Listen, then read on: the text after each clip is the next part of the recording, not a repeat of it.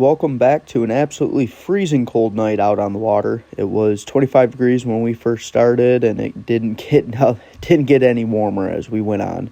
But the good part about it was we were in crystal clear water, and we were definitely on some fish. So you got me and my dad out here on the boat, and like I said, it was a very, very odd night.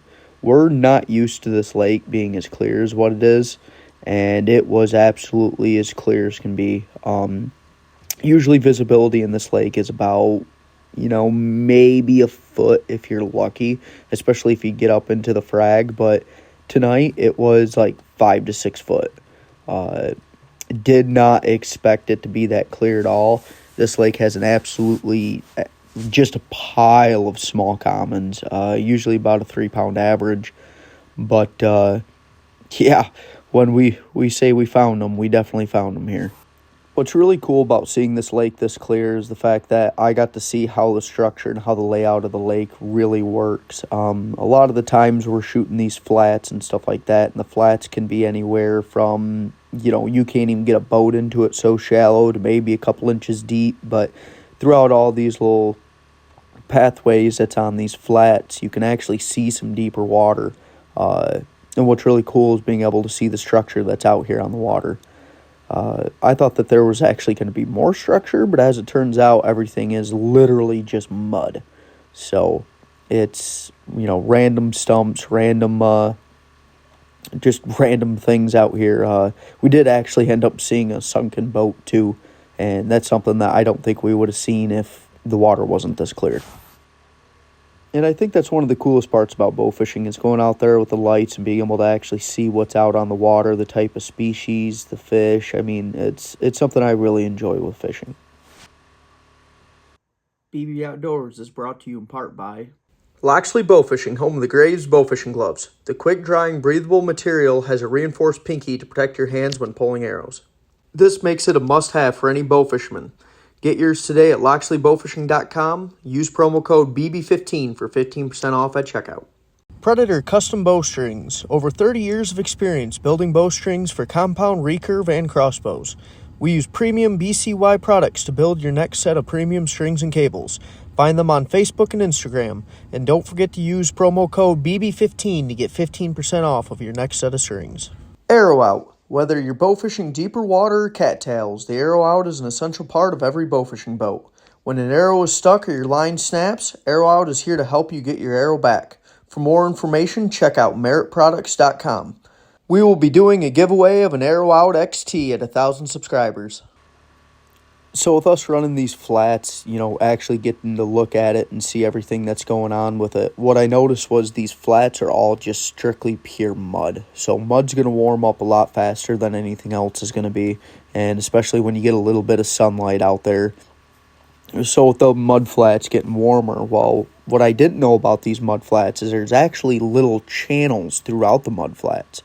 So you'll actually get back and, one whole, big section of the mud flat is shallow as can be, and you could barely get the troller through it. But if you go to one side or the other of the mud flat, there's actually channels that is, 2, 3, I think the one spot was 5, 6 foot deep. So being able to see that and see how the fish will funnel through that and stay in them deeper channels until it gets warmer, and then just float up to the mud flats. That's something I didn't know about this lake. And I've been on this lake for, 15, 20 years probably at least. So it's one of the cool things of being able to actually see how the fish use it, how they're going to function, things like that. Like I said on previous videos too, we're not just strictly bow fishermen. We fish for basically anything and everything that we can. But being able to see the layout and how everything goes, I've eliminated a lot of water this night. Being able to actually see how it looks and, would a walleye roll up onto this flat? Would a pike be out on this flat? A bass, things like that. And we eliminated a lot of water and actually got to see them, very specific holes. One of the other things that you're going to notice in this video is that Dad's actually putting a lot of fish in the boat compared to other videos. We ended up, he doesn't like the fact that he's got to put his string inside of his rest a lot of the times. That's just not for him. So we ended up actually putting a slide on his arrow, and that, that little bit of mental stress of, trying to get the line inside the rest and be able to shoot and things like that, switching out and giving him a slide and having him shoot slides, he's actually shot a lot better. With him getting used to that bow, it's just something to where, future down the road when the fish start to spawn and you got a pile of carp and you got a pile of gar and, we can really throw some serious numbers in the boat, he's getting really comfortable with his setup. And that's something that I've wrote about too. If you go on to the LoxleyBowfishing.com and go on to the articles and things like that, finding your right fit of what works for you and, trying to get that mental stress out of everything so that way it's just all natural. You'll pick up a lot more fish being more comfortable shooting than what you will having to, oh man, I'm stressed out about this or I'm stressed out about that.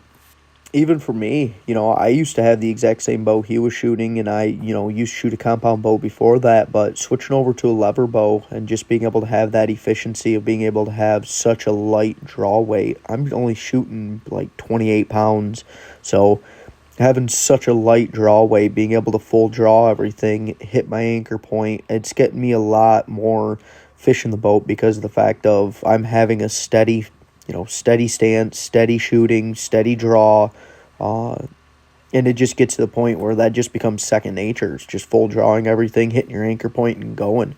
So for me, it's really helped me out a lot by putting more fish in the boat.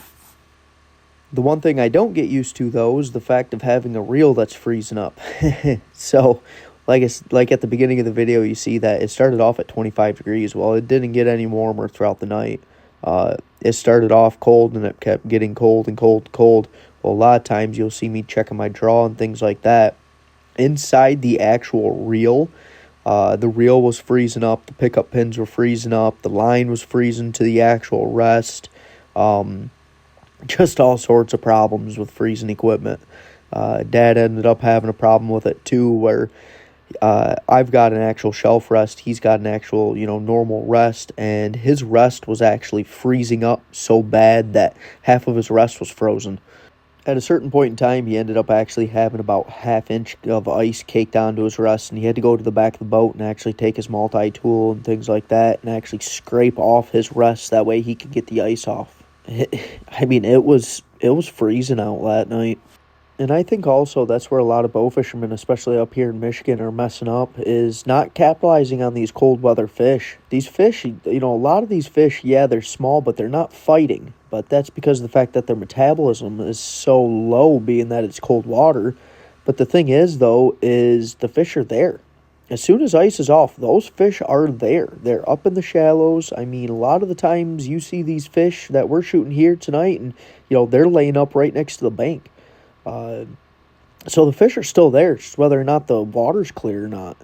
And that's something just to capitalize on, If you can deal with the cold weather or find a way to keep your reel and everything from freezing, the fish are definitely here, and it's some of my best shooting. As soon as ice comes off is literally some of my best shooting I have throughout the year. And it usually stays this good all the way up until it gets to the spawn. So it's definitely something to capitalize on. And once the spawn usually hits, the spawn's pretty epic here in Michigan. I've seen some actual huge carp spawns where I swear it's like as far as the eye can see spawning fish. But once them fish are done spawning, those fish have absolutely no reason to be in the shallows. They have absolutely no reason to stay where they're at.